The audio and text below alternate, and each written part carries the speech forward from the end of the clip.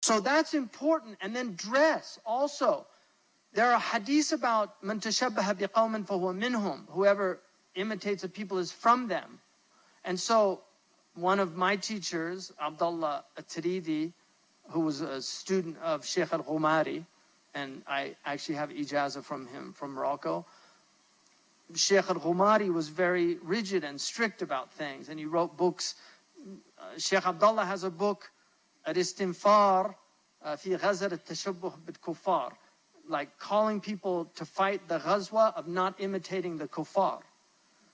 And that's his book. And it's all these hadiths. It's a litany of hadith about not imitating non-Arabs, about don't dress like the Ajam, and don't. Sidi al-Mawaq said all of the hadith that relate to not imitating the Ajam are specific to the Arab. They have no relationship to Ajam that become Muslim. So this idea of not dressing like, and then you see converts who suddenly put on a robe and a ghutra, thinking that this is Islam. There's no dress of Islam. There is no dress in this religion that is specific to the religion. The Prophet ﷺ wore a Habashi shirt. He wore a Roman shirt. It was a Romani, qamis Romani. Kana dayiq. It had narrow sleeves. He wore a Yemeni red striped jubba that one of the Sahaba said, I never saw anything more beautiful than the Prophet in that red striped jubba, sallallahu alaihi wasallam. So he was international in his dress. He didn't wear anything specific to indicate. Now he did wear a turban. And he did cover his head. But he also went hasir al-ras to show that it wasn't haram not to cover your head. The Andalusians, the urf of the Andalusians was not to wear anything on their head. So the Andalusians did not, in Mauritania, the Mauritanian urf for the men is not to wear anything. They have the turban wrapped around their neck, and then when they go out in the sun, they put it on. Shaykh Abdullah bin Bayya, all the time, he just, right when he gets inside, he pulls off his turban and he puts it down, right? So the turban, undeniably, is it's arguable that it's from the Sunnah. There's a khilaf about it, but it's arguable. But, let me give you an example. The Maliki said, it's only Sunnah if you do it with tahniq. So you have to do the turban wrapped under the chin, because that's the way the Prophet ﷺ wore his turban, with a du'aba, wearing like the way Jama'at Tabligh puts down and has two, they have two coming out. The Prophet did that, but he wore it under his neck. And this is why the Muhannak was the alim who had the tahniq. He reached a level and he started wearing the turban with the tahniq.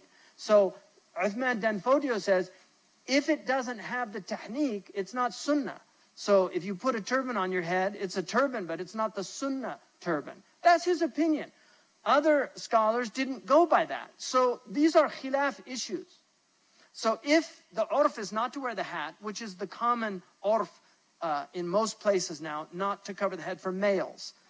But it's actually not good for you because the sun goes through the hair, and if you're in areas where there's a lot of sun, it's actually very bad to be exposed to sun. You can get cancer. That's why if you go to a dermatologist, they'll check your hair, under your hair, because it's a very common place to get skin cancer.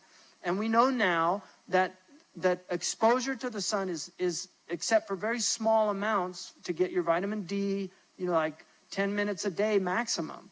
But other than that, it's not a good thing to be exposed to the sun. And people that have a lot of sun exposure, they wrinkle quicker, they have a lot of skin problems, especially if they're from northern climates. So traditionally, people covered their head, in both male and female. Now, female coverage is the urf of the Bani Adam. I mean, women have covered their head in every civilization, except for Aboriginal peoples who usually wore very limited. They didn't have textiles, so they didn't make cloth. Most of them wore skins and things like that. Aboriginal peoples and the elite, who have always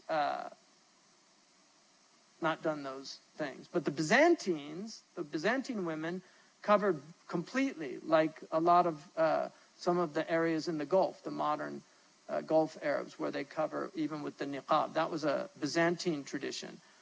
And Marshall Hodgson argues that it actually was adopted by the Muslims from the Byzantines, because it was the elite women that covered their faces, not the common women.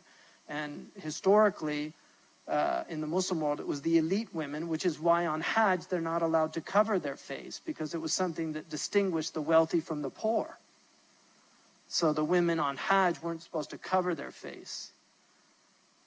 And that's a khilaf issue. I don't want to get into that, because some madhabs say that the face is awra. The majority is not.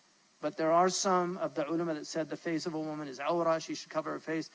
It's a weak opinion, traditionally. And then they say that fasad al-zaman, a relative hukum about fasad al-zaman, because there's an argument that every zaman outside of the prophetic period was a corrupt period. Wallahu ta'ala a'lam.